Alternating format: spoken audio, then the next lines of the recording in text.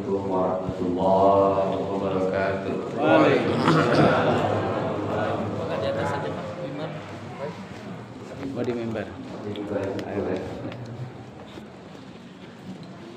Enggak usah pakai usah.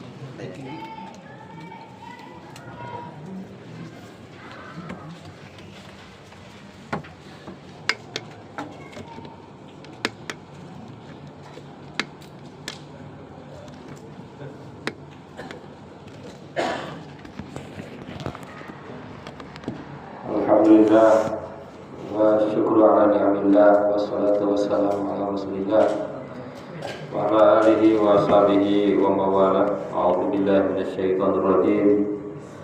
Bismillahirrahmanirrahim. Inna anzalnahu fi lailatul qadr. Wa ma adraka ma lailatul qadr. Lailatul qadri khairun min alfi syahr.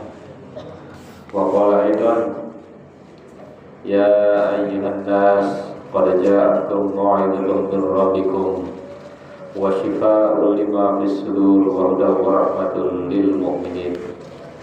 Sadaqallahul azim. Puji syukur kita panjatkan kepada Allah yang Maha Ghafur yang telah memberikan nikmat kepada kita sehingga pada malam ini alhamdulillah kita telah selesai melaksanakan sholat tarawih berjamaah. Jadi insyaallah besok kita akan puasa yang keberapa?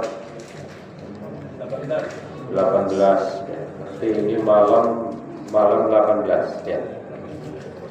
Ada juga malam 19. Ada yang 19? Nah, itu pahalanya lebih banyak karena 19. Kalau yang 18 lebih sedikit. Ya, karena masih 18 ya. Insya Allah nggak tahu nih tahun ini apakah lebarannya bareng atau beda. Tapi ya ada indikasi bareng. Ada juga yang bilang berbeda. Karena Muhammadiyah pakainya KHGT. KHGT itu kalender Hijriah global tunggal. Jadi dia sama dengan negara-negara yang bersepakat ya. Kalau pemerintah Indonesia itu menggunakan hisab ru'yah, jadi konteksnya adalah konteks Indonesia. Ada yang bilang bisa jadi meskipun awalnya beda, akhirnya bisa beda juga. Gitu ya. Kalau dulu kan kalau sebelum pakai KHGT awalnya beda, akhirnya pasti sama. Nanti kita lihat di akhir ya, apakah lebarannya hari Jumat atau hari Sabtu. Kalau di sini kalau ada dua milih yang mana, Jumat apa Sabtu? Yang Kamis. Kalau ada yang Kamis. Baik, Bapak Ibu jamaah yang dirahmati Allah Subhanahu Wa Taala, hari ini konteksnya adalah Al-Quran sebagai cahaya peradaban. Dan tadi sudah mendengarkan ayat-ayat yang dilantunkan oleh guru saya Al-Ustaz Munawir. Ini luar biasa dan udah jarang nih yang mampu membaca Quran seperti ini. Masalahnya kan pakainya nada-nada murattal ya. Kalau itu gampang. A'udzu billahi minasy syaithanir rajim. Itu cenderung gampang. Tapi kalau nada-nada begini nggak banyak yang bisa. Iya. Kebetulan saya dulu belajar ilmu qiraah 1 tahun, tapi nggak sehebat Ustaz Romir, jauh sekali. Jadi saya ngerti ada nada bayati, ada nada soba, itu nggak bisa dibohongi. Kalau orang baca Quran yang nggak ngerti nada itu ketahuan dari awal. Jadi baru dengar aja Al-Quran itu begitu indah, begitu mempesona. Beda dengan lagu-lagu. Kalau lagu-lagu nggak pakai musik nggak indah. Lagu apa yang terbaru? Yang lagi viral lagu apa? Nggak ada yang viral sekarang lagu ya. Saya nontonnya lagunya Haddad Alwi aja tuh, dari bertahun-tahun ganti pemain ya. Marhaban ya syahr Ramadan, ya syahr siyam.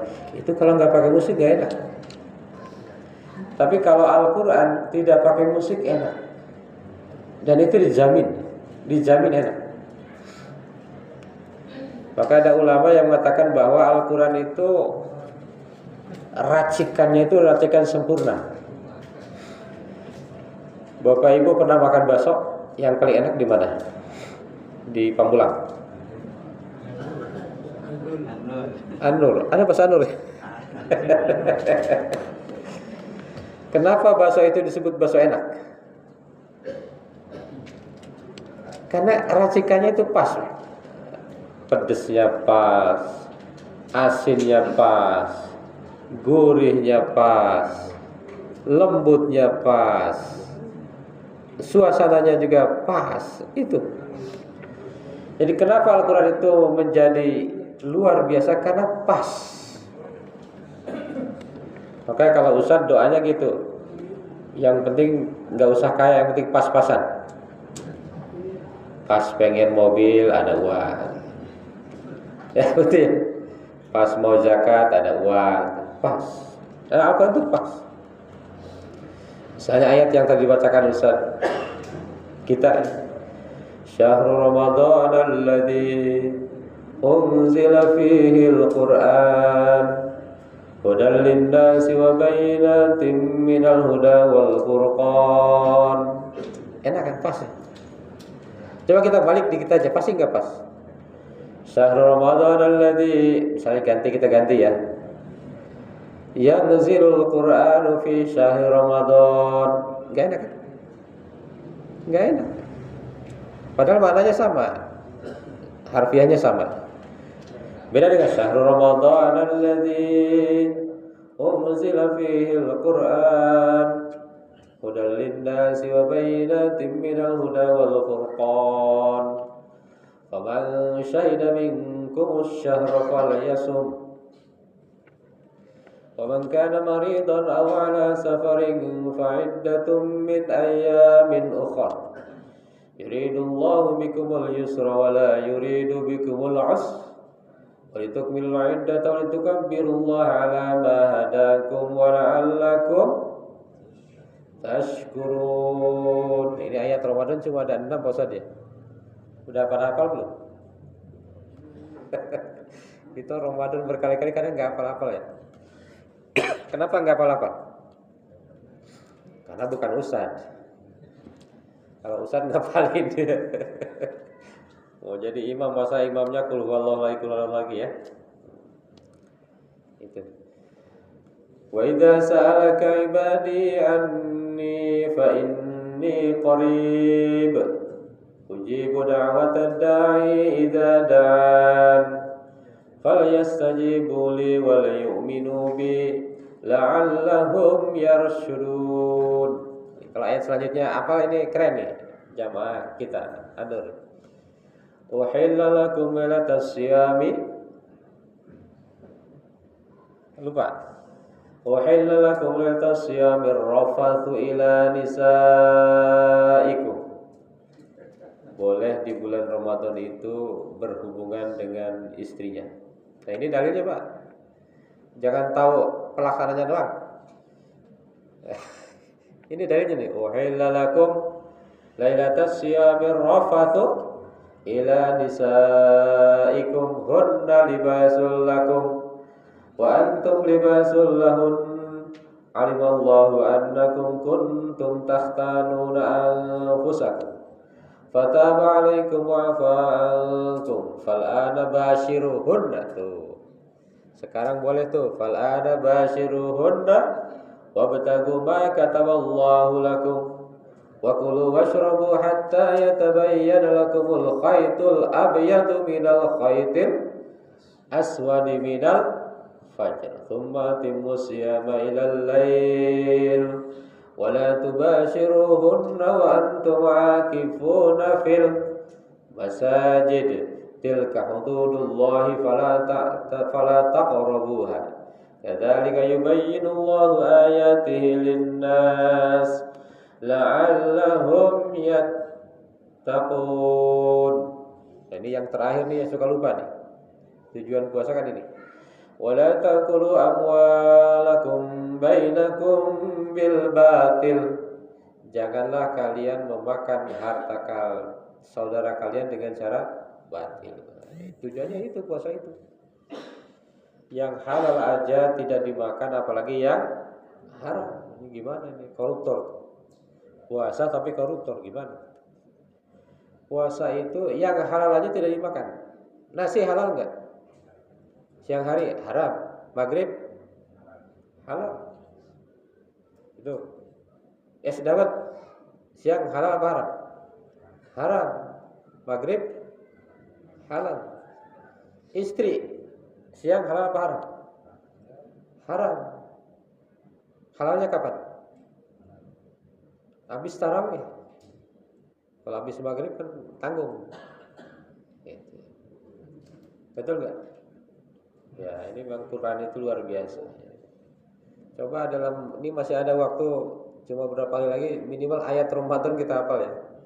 Dari mulai ya ayyuhalladzina amanu kutiba alaikumusiyam kama kutiba alal ladzina min qablikum la'allakum tattaqun. Belajarlah mudah-mudahan jadi ahli Al-Quran. Karena bulan Ramadan itu adalah bulan yang paling bagus, bulan yang paling mulia. Kenapa? Karena ada Al-Quran. Jadi di dunia ini ada dua kata yang ajaib. Bapak Ibu jamaah yang dirahmati Allah. Satu kata Allah, itu kata ajaib. Yang kedua kata Al-Quran. Coba bayangkan kalau nama Tuhan kita ini apa? Namanya apa? Yang lain itu namanya apa? Misalnya Pangeran. Tahu Pangeran ya? Ya Allah Pangeran Abdi gitu. Bukan Allah. Pangeran. Buang P-nya jadi apa? Pangeran. Betul. Buang PA-nya jadi Ngeran. Tapi kalau Allah dibuang alifnya jadi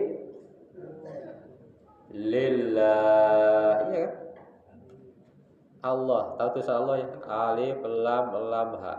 Dibuang alifnya jadi Lillah. Ada lagunya ya? Lillah. Lagu Rasidaria. Dibuang lagi lamnya. Allah dibuang alif, dibuang lam. Jadi lahu milik Allah. Wahdahu la syarika lahu milik Allah. Dibuang lagi lamnya. Alifnya buang, lamnya buang, tinggal Allah lagi itu. Itu ada dua kata ajaib. Dan kata Allah itu tidak bisa dimusanakan, tidak bisa dibuat dua. Misalnya masjidani, dua masjid. Tapi kalau Allah enggak ada. Allahani enggak. Jadi kalau orang yang ngerti linguistik baru dari pemilihan namanya saja enggak mungkin berpaling dari Islam. Yang kedua kata Al-Quran. Kata Al-Quran itu enggak bisa diduakan juga. Qur'anani enggak ada. Tapi kalau yang lain bisa qiraatani.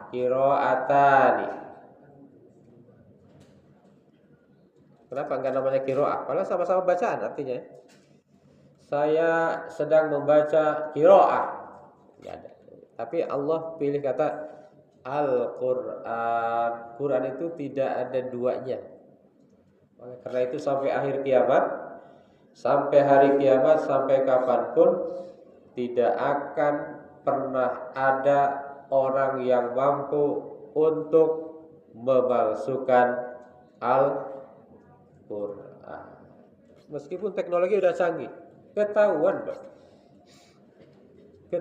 Sangat ketahuan. Maka Allah berfirman, Inna nahnu nazzalna dzikra wa inna lahu lahafizun. Sesungguhnya kami menurunkan dzikra Al-Quran dan kami betul-betul pasti akan menjaganya. Jadi kalau orang dekat dengan Quran itu hidupnya tenang, apa itu ya? Jemaah yang berbahagia. Pokoknya kalau orang-orang yang rajin baca Quran itu kayak Ustaz Munawir, awet muda. Iya.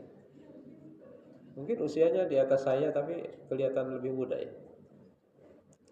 Ini bapak-bapak di sini kelihatan masih 33. Iya, karena ini sering baca Quran. Kalau nggak baca Quran nggak tahu tuh. Karena di surga itu nanti kita itu balik lagi ke 33. Jadi nanti bapak semuanya usia 33 insya Allah ya. Karena kita senang dan dekat dengan Al-Quran. Tapi kita harus mulai dari sekarang betul-betul Quran itu dibaca. Udah berapa juz baca Quran selama Ramadan? Juz 30 apa 30 juz? Udah alhamdulillah ya. Tapi insya Allah kalau orang yang rajin ke masjid pasti baca Quran. Insya Allah ya. Insya Allah. Jangan sampai kayak di tangga saya berapa juz? Juz Al-Fuqat, disangka juz Al-Fuqat. Juz bukan juz ya. Kalau kata Ustaz Munawir itu makhrajnya enggak benar. Juz bukan juz. Juz, ya, juz itu satu juz. Satu apa itu? Satu bagian. Kan Quran itu ada berapa juz? Ada 30 juz. Kita usia udah 30, harusnya udah hafal Quran. Ya. 1 tahun 1 juz masa enggak hafal? Berarti kita itu selama ini belum begitu dekat dengan Al-Quran. Hadirin jamaah yang dimuliakan Allah, ada beberapa poin terkait dengan judul yang ingin saya sampaikan. Yang pertama adalah Quran sebagai kompas dan cahaya. Quran sebagai map. Tahu map ya? Tadi saya gara-gara salah map hampir nyampe sini bisa telat. Saya nggak baca map, salah tuh. Dari Curug harusnya kata Ustaz Munawir lewat Melia situ. Saya lewat Bukit Dago. Wah, nggak lihat map. Jadi telat, hampir telat. Jadi Bapak Ibu juga sama, kita juga sama. Kalau kita tidak baca Al-Quran, kita tersesat. Apalagi kita nontonnya podcast-podcast yang kadang yang penting masuk akal. Ya, podcast-podcast yang penting masuk akal. Yang penting banyak penontonnya, yang penting menarik, yang penting public speakingnya bagus, kita tonton. Padahal tidak sesuai dengan Al-Quran banyak. Sekarang itu banyak. Buktinya apa? Buktinya yang banyak tontonannya belum tentu yang bagus. Ya. Misalnya YouTube terbanyak ditonton tentang agama apa non agama coba. Saya jamin non agama. Saya jamin.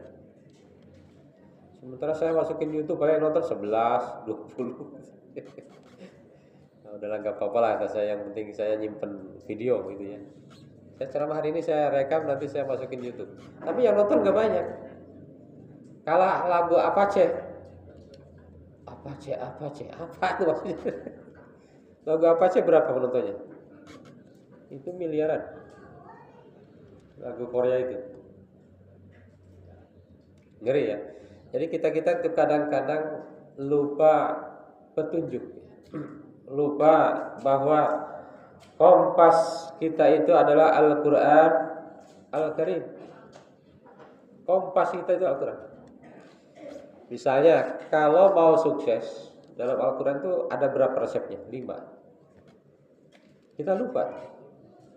Kalau kita mau jadi orang sukses 5. 1. As-sabirin. Apa itu? Sabar. Kenapa orang Islam kalah sukses sama non-Islam? Kalah sabar. Itu. Jadi kita enggak sabar, berarti kalah sukses. Yang kedua, as-sadiqin. Apa itu? Sadiq apa? Jujur. Nah, orang Islam enggak jujur. Kalah apa yang jujur? Bikin toko yang satu muslim, satu tidak muslim. Yang tidak muslim jujur. Yang muslim kurang jujur. Kalah enggak? Kalah. Yang ketiga wal qanitin, taat. Berarti kalau ini untuk kesuksesan akhirat, taat kepada Allah. Yang keempat wal munfiqin, apa munfiqin? Senang berinfak. Ya, ini infak ini menurut penelitian adalah ibadah paling lemah di antara umat Islam. Mungkin termasuk saya. Salat, zakat, puasa, haji. Yang paling lemah itu zakat, infak, sedekah. Apalagi itu wakaf. Makanya kata Pak Menteri kemarin bilang tinggalkanlah zakat. Maksudnya bukan tinggalin zakat, jangan hanya zakat gitu. Kalau hanya zakat berapa persen? 2,5%. Ya. Cuma kemarin ada kontroversi. Baca nggak yang itu? Nisab zakat pakai 14 karat. Baca? Iya, karena harga emas sekarang kan 3 jutaan ya. Saya hitung kalau pakai 24 karat baru nisab seseorang itu sekitar ya gajinya 25 juta baru nisab. Kita ketinggalan ya, di kita ekonomi berarti kita lemah Ustaz ya. Ekonomi kita itu lemah, tidak bisa mengikuti perkembangan. Kenapa? Karena perkembangan itu yang sesuai emas. Dari zaman Nabi sampai sekarang emas itu tidak berubah. Ya, tidak berubah harganya, nilainya ya, nilainya. Betul. Maka kalau pakai 24 karat nisab zakat itu 85 gram, itu orang kalau gajinya 25, kalau gajinya baru 7 juta belum. Apalagi UMR sini berapa? 5 juta ya? Nah, belum bisa. Itu jadi wal mufikin. Yang terakhir wal mustaghfirina bil ashar, orang yang senantiasa istighfar di waktu sahur. Wah itu kalau mau sukses tuh, anak-anak kita bisa nggak tuh? 5 yang tadi. 1 sabar, jujur, taat, berinfak. Kelima istighfar di waktu sahur. Artinya bangunnya pagi, subuhnya jangan telat. Ustaz, anak saya subuhnya nggak telat, kok nggak sukses? Mungkin kurang sabar. Sabar belajar, sabar menghadapi masalah, ya kan? Udah sabar ini, tapi kok belum sukses juga? Oh mungkin kurang jujur. Yakin kalau ada yang 5 itu pasti sukses. Jadi Al-Quran itu betul-betul sebagai kompas. Ada lagi ayat misalnya, ada 3 dalam Quran itu yang tidak akan rugi.